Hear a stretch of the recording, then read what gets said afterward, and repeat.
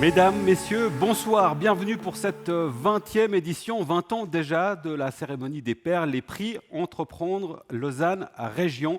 20 ans que la région met à l'honneur ses entreprises, ses startups, ses sociétés, ses acteurs finalement de l'économie de la région. Et puis comme à chaque édition, c'est également 100 000 francs de prix que les lauréats, les 5 lauréats que vous allez découvrir ce soir vont remporter. Ils vont se partager. Le premier prix, le trophée, c'est 50 000 francs et puis 10 000 francs par prix pour les autres prix. Et ça, on le verra évidemment plutôt à la fin de cette cérémonie. J'ai le plaisir d'accueillir avec moi sur scène Grégoire Junot, le syndic de Lausanne et président également du jury des Perles. Bonsoir Grégoire Junot. Bonsoir.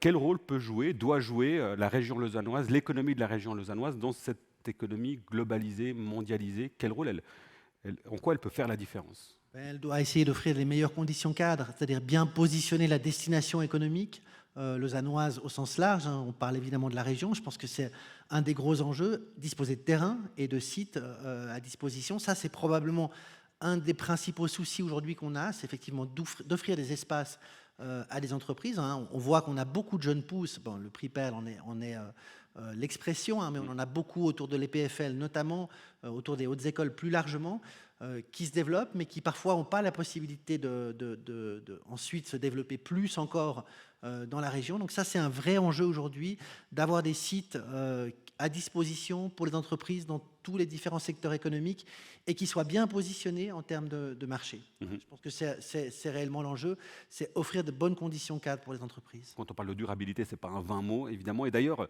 on sent, on le verra là dans quelques instants, la présentation des lauréats. Il y a une vraie coloration verte dans les lauréats cette année. Il y a une vraie coloration verte dans les projets. Et je parlais d'utopie avant. J'aime bien le dire parce qu'en réalité, derrière tout projet d'entreprise, derrière tout projet économique, il y a évidemment un business plan, il y a l'envie de faire des affaires, il y a l'envie d'avoir un projet qui trouve sa viabilité. Mais il y a d'abord une idée. Il y a une idée, une ambition et derrière une utopie. Et indéniablement aujourd'hui, chez les jeunes entreprises, chez celles et ceux qui se lancent, qui portent des projets, que ce soit dans les services, que ce soit dans l'industrie, ou dans d'autres secteurs, il y a vraiment cette volonté, effectivement, de porter des projets qui soient compatibles avec les enjeux climatiques actuels et futurs. Et c'est très positif. J'ai le plaisir d'accueillir Thierry Ami. Bonsoir. Bonsoir. Syndic de QJ, président de Lausanne Région, qui réunit donc 27 communes de la région lausannoise. En voyant ces entretiens, ce qui frappe, c'est d'une part, c'est la diversité du tissu économique, et d'autre part, ça a été dit à l'instant justement avec Claval à Romanel sur Lausanne, c'est cette entraide, cette collaboration très forte entre les entreprises et les communes. Oui, effectivement, je pense qu'en Suisse, vu le système très fédéraliste que nous avons et la délégation qui se fait aussi auprès des communes dans le domaine du développement territorial économique, il y a forcément une interaction qui doit avoir lieu avec les acteurs de l'économie. Et à cet égard, Grégoire Junot parlait avant de conditions cadres. Même à notre niveau, au niveau des communes, il s'agit de mettre en place des conditions cadres utiles. Et au niveau régional, évidemment, on parvient, je dirais, à ce niveau-là, à atteindre des objectifs plus facilement, voire sur une plus large échelle, et surtout de pouvoir interagir avec le canton, voire la Confédération sur ce qui concerne le plan d'agglomération, par exemple. Vous parlez beaucoup de développement territorial. Si on prend l'exemple de votre commune, QJ, qui se trouve au nord de Lausanne, c'est quand même fou. Sur les 20 dernières années, le visage de la commune a complètement changé. Absolument, c'est l'effet que je décrivais avant. Au fond, les communes périphériques se sont développées dans le domaine de l'habitat quasi essentiellement. On a un ratio habitat-emploi, par contre, qui est très faible, qui est mauvais. Et au fond, c'est très compliqué de développer une activité économique viable, sauf évidemment si on dispose de zones, je dirais, dédiées à cet effet. On en parlait avant. C'est toutes ces conditions cadres à mettre en place, au-delà des aspects purement réglementaires.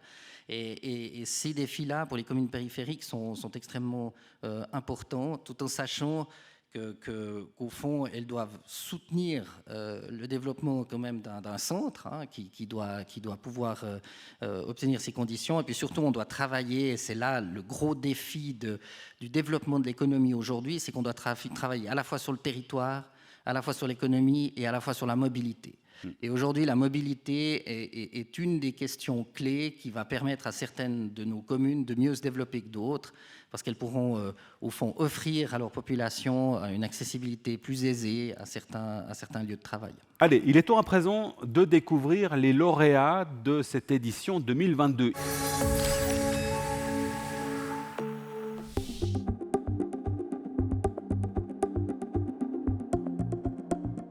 Chaque année en Europe, 60 000 à 120 000 bateaux arrivent en fin de vie, dont seuls 2 000 sont recyclés.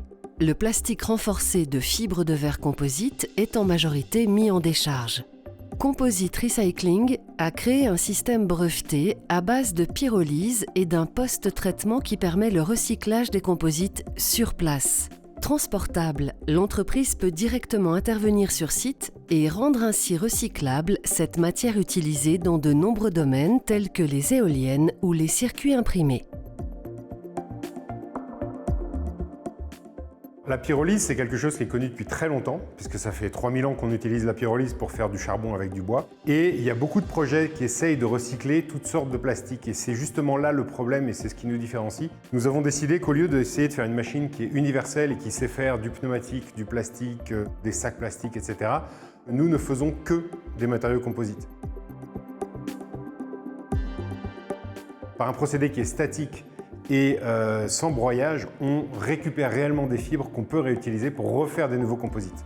L'autre élément, c'est que nous avons décidé de faire les traitements sur place. On vient avec une unité qui tient dans un conteneur de 20 pieds, on ne transporte pas les déchets, on fait la séparation sur place, on travaille en permanence avec les centres de déconstruction qui déconstruisent les bateaux, avec les fabricants de composites, avec les chantiers navals et le laboratoire des composites avancés de l'EPFL. Aujourd'hui, nous avons d'abord démontré que la séparation entre la fibre et la résine est possible. Là où on en est, c'est qu'on est en levée de fonds, on a un design industriel pour l'unité mobile qui est en cours, bientôt terminé, et on va lancer la construction du premier container. Les perspectives, on va d'abord commencer par recycler les bateaux dans des premiers marchés en Europe, mais également au Canada, parce que le gouvernement canadien a une grande sensibilité environnementale et il souhaite avancer là-dessus. Ils ont recensé 6 millions de bateaux à recycler. Et l'autre partie sur laquelle on commence aussi à travailler, c'est le recyclage des pales d'éoliennes qui sont faites en fibre. Et aujourd'hui, que ce soit les bateaux, les pales d'éoliennes, comme on n'a pas de solution, elles sont soit enterrées, soit incinérées. Et on souhaite changer ça pour pouvoir refaire des nouveaux composites.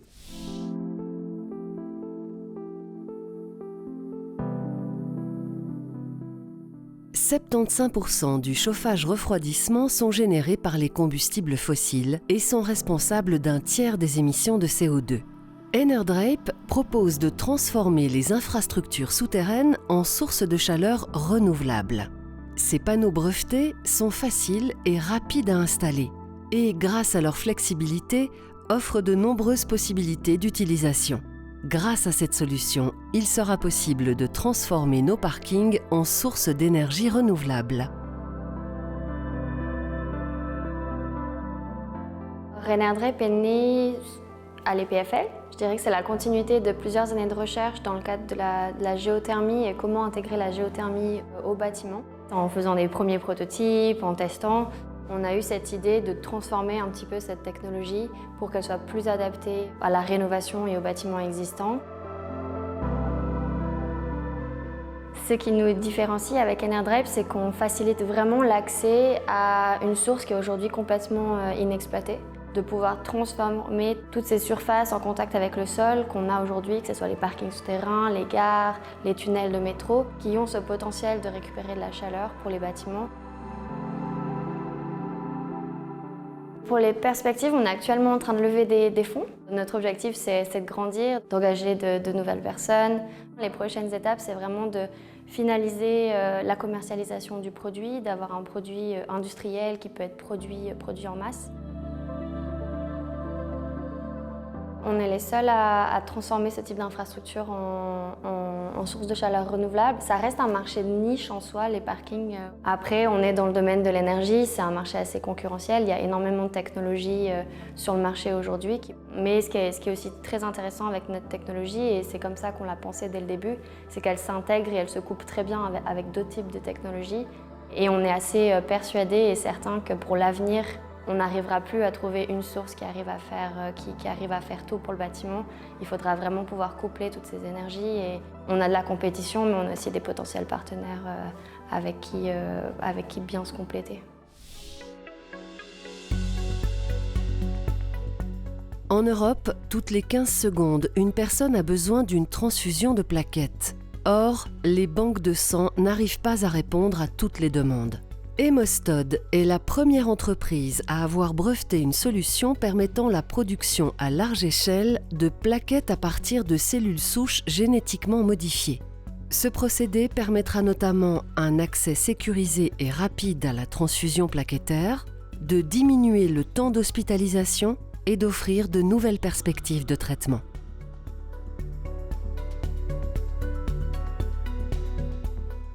Le but du projet est de produire des plaquettes sanguines ex vivo pour apporter au marché une alternative aux plaquettes issues du don du sang. La société Hémostode a été créée en 2020. On est une équipe d'une dizaine de personnes, principalement des scientifiques, et on est basé à l'Innovation Park à l'EPFL.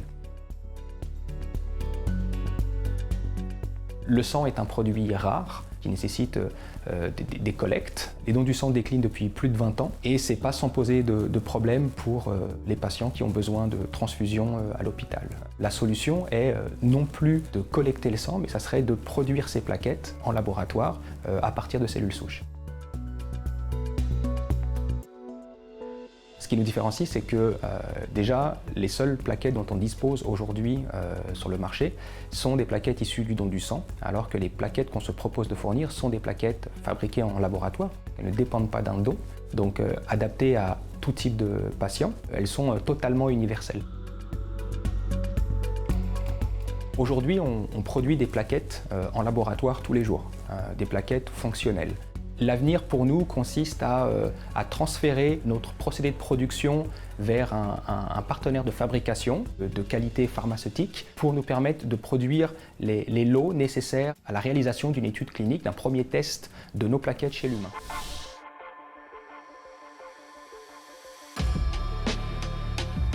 « 8 millions de pièces de plastique entrent dans l'océan chaque jour. Shark Rebellion est une marque de sport sensible à la préservation des mers. L'entreprise est spécialisée dans la fabrication de maillots de natation sport confectionnés à partir de déchets récupérés des océans, notamment les filets de pêche industriels. Les maillots sont par conséquent 2 à 3 fois plus résistants que les standards. L'entreprise veut ainsi démontrer qu'il est possible d'allier performance et écologie.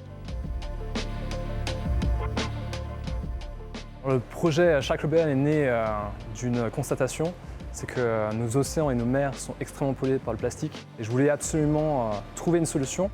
Et en tant que nageur, j'ai fait le lien entre le recyclage des déchets plastiques de l'océan et la confection de maillots de bain à partir de ces matières. La mission de Shark Rebellion, c'est de prouver qu'on n'est pas obligé de toujours extraire du pétrole pour faire des produits techniques, mais qu'on peut à la place utiliser nos déchets pour faire des produits de très bonne qualité et de très bonnes performances.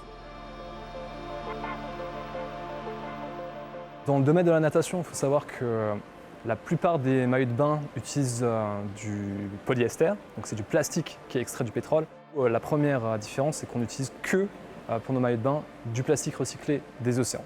Et la particularité d'utiliser des filets de pêche, c'est que comme c'est des matériaux qui sont extrêmement durables, ça dure 600 ans dans l'océan, nos maillots de bain sont aussi extrêmement durables, ils durent 2 à 3 fois plus longtemps qu'un maillot de bain standard, tout en étant extrêmement performant et confortable. Jusqu'à présent, on a pu faire notre recherche et développement, on a fait nos premiers prototypes, on a fait notre première production, on a eu nos premiers clients qui ont reçu leur maillot, on a fait des partenariats avec les clubs de natation de la région suisse romande. L'année dernière, aux Jeux de Tokyo 2021, un nageur a porté notre maillot. Et là, la prochaine phase, c'est justement une phase d'expansion. Donc c'est d'étendre notre visibilité, de faire grandir la marque à toute la Suisse. L'objectif, c'est que fin 2023, on devienne la 3e plus grosse marque en Suisse de natation, derrière Arena et Speedo.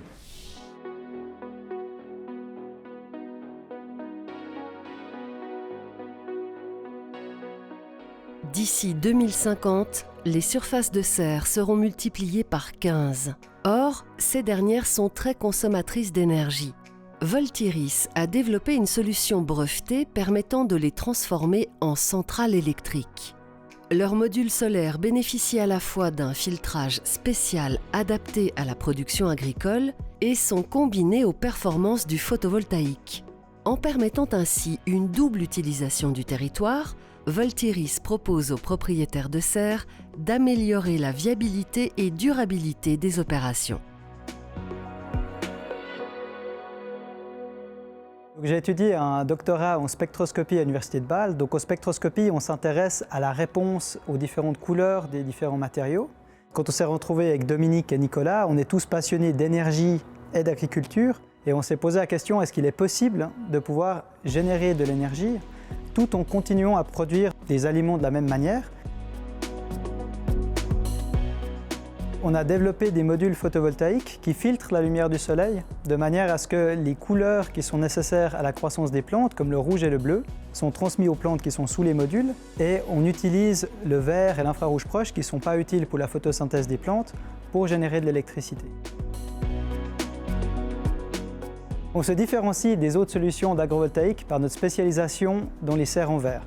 Dans les serres en verre poussent principalement les légumes maraîchers comme tomates et poivrons qui ont besoin d'un maximum de lumière. Vu que notre solution filtre la lumière du soleil en couleurs, en prenant que les couleurs dont les plantes n'ont pas besoin pour générer de l'énergie, on peut donc laisser pousser tomates et poivrons sans vraiment impacter leur rendement agricole.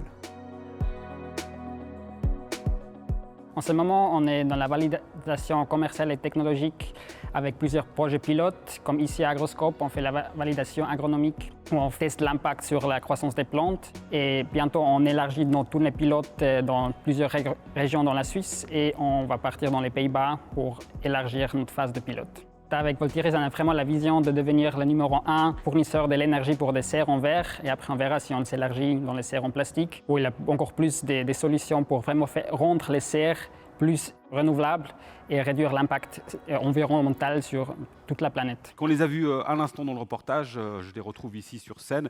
On l'a vu tout à l'heure, c'est Guillaume Perben. Bonsoir Guillaume. Bonsoir. Vous êtes CEO et cofondateur de Composite Recycling. À vos côtés, Margot Pelletier. Bonsoir à vous. Bonsoir. CEO et cofondatrice de NRDREP. Et à vos côtés, Fawzi Keshana. Bonsoir. Bonsoir. CEO de Hemostod. Fawzi, je vais commencer avec vous. Dès qu'on parle du domaine de la santé, on sait que la situation est assez tendue avec l'Europe et l'accord 4 qui ne s'est pas fait. On va le préciser tout de suite. Vous n'êtes pas impacté par ça parce que vous n'êtes pas de la medtech à proprement parler. Le domaine des médicaments, c'est un autre domaine et vous avez accès au marché européen. Complètement. Il faut savoir que les plaquettes ex vivo sont considérées comme un médicament biologique. Donc, à ce titre, elles doivent satisfaire à des obligations réglementaires pour avoir accès au marché. Et c'est des compétences nationales, comme c'est le cas en Suisse avec Swissmedic. Mm-hmm. Margot Pelletier, on a vu que là, votre projet est basé essentiellement sur des parkings, mais j'imagine que, in fine, vous n'allez pas rester dans les parkings. Non, alors pas du tout. Les parkings, c'est vraiment notre marché d'entrée pour démontrer la technologie, se faire connaître. Mais le gros potentiel, c'est vraiment les infrastructures souterraines comme les stations, les tunnels, les métros de gare. Au final, nous, on peut transformer n'importe quelle surface en contact avec le sol. Donc je pense que tous les jours, en prenant soit sa voiture, soit le métro, soit le train, on se rend compte qu'il y en a beaucoup qui sont inexploités et c'est vraiment là où est le plus gros marché et là où on veut vraiment apporter quelque chose pour décarboniser à l'échelle de la ville les besoins en chaleur et en froid. Guillaume Perben, vous concernant, on a vu que le premier marché finalement c'est le Canada. Pourquoi le Canada? Pourquoi pas un autre pays? Pourquoi pas la Suisse? Alors, le Canada, on en parle parce que le gouvernement a fait un recensement, mais en fait, l'Europe, donc ça fait partie de nos objectifs. On a également la France qui déconstruit les bateaux de manière très, très avancée. Ça, c'est la partie collecte des composites, parce que comme un bateau ou une éolienne, c'est très encombrant, on fait la séparation fibre-résine sur place pour ne pas devoir les transporter. Par contre, toute la partie post-traitement qui consiste à rendre ces fibres réutilisables, qui est vraiment la valeur ajoutée, se fait en Suisse. Avec moi, Juan Nguyen Xuan, bonsoir. Vous êtes le fondateur de Shark Rebellion et à vos côtés, Jonas Rock. Bonsoir, Jonas, bonsoir. De Voltiris. Jonas, on le comprend bien, sur votre projet, il y a un effet de levier qui peut être potentiellement très important, fondamental, parce que l'agriculture, ce n'est pas n'importe quel domaine en termes d'impact. sur l'environnement, sur l'alimentation, des enjeux que, du coup, sont très d'actualité aujourd'hui. Oui, effectivement, l'agriculture est, dans le fond, fondamentale à notre société, vu qu'on a tous besoin de nourriture. Et aujourd'hui, dans la thématique de la durabilité et aussi de la dépendance aux énergies fossiles, on se rend compte vraiment que l'agriculture a besoin d'aide pour devenir vraiment plus résiliente et plus durable. Et ça, on a bien compris aussi que là, vous êtes sur du verre. L'objectif, c'est d'aller beaucoup plus loin et de développer d'autres produits, parce que les serres en verre, c'est qu'une partie, finalement, du marché que vous visez. Oui, effectivement. Donc l'idée, c'est vraiment, on commence maintenant avec les serres en verre. Et la raison est principalement que les serres en verre sont là où poussent les légumes qui ont les plus grands besoins énergétiques, comme tomates et poivrons. Mais ensuite, dans le futur, on va aussi s'intéresser à aller sur des applications comme les serres en plastique et aussi la culture en champ ouvert ou même d'autres champs comme l'aquaculture.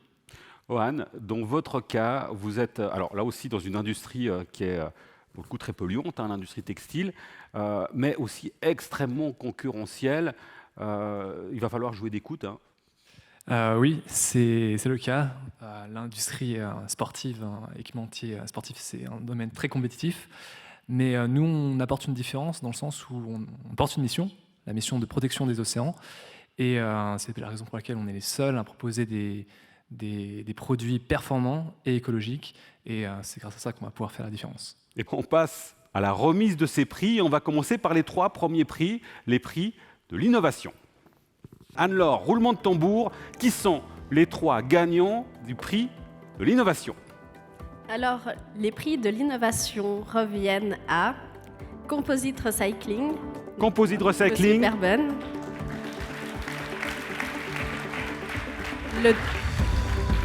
Et le deuxième? Hemostod. Donc, Hemostod. Chana.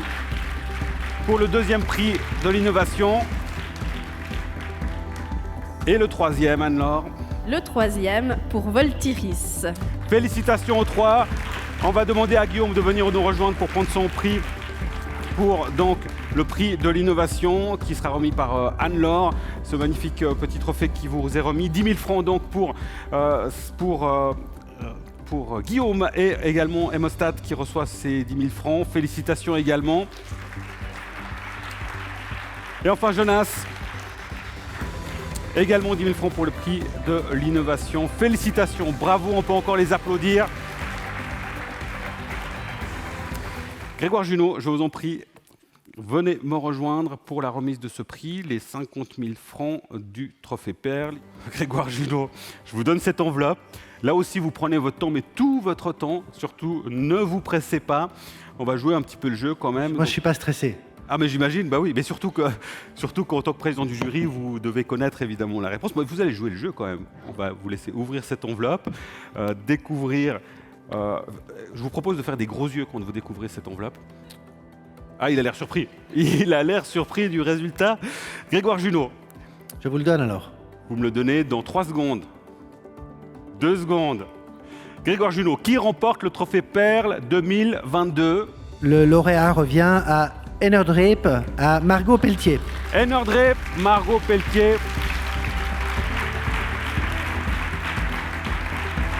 Félicitations pour ce Trophée Perle 2022, 50 000 francs.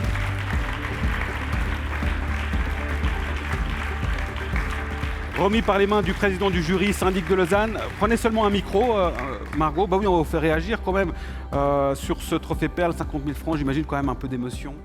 Oui, très contente. Dites-nous à quoi vont vous servir déjà ces 50 000 francs et puis cette reconnaissance. Alors la reconnaissance, déjà, je pense qu'on l'a tous déjà dit, c'est beaucoup de crédibilité, on l'a vu dans les reportages de tout à l'heure, surtout dans la région. Et puis c'est vrai que nous, pour maintenant qu'on commence à chercher des clients, des entreprises, d'avoir cette reconnaissance, ça va être assez important pour nous pour la suite. Et pour l'argent, c'est toujours 50 000 francs en plus sur le compte. On est en train d'embaucher nos premiers employés, donc ça va aussi nous permettre de voir les choses de façon un peu plus belle pour les prochains mois. Ça s'annonce bien. Merci beaucoup Margot. Merci Grégoire Junot. Je vous laisse rejoindre le public. On peut encore applaudir pour ce Trophée Perle. Enerdrape, je vous en prie, allez-y seulement. Dernier lauréat, avant-dernier puisqu'il y a un dernier prix. Qui remporte le prix? Qui a été le coup de cœur du jury? Et le coup de cœur du jury est Charles Rebellion. Félicitations pour Shark Rebellion qui reçoit aussi 10 000 francs. Félicitations. Je laisse remettre ce prix, le coup de cœur du jury. Félicitations au Anne de Shark Rebellion pour ces 10 000 francs. Et donc ce prix, le coup de cœur du jury. Merci beaucoup.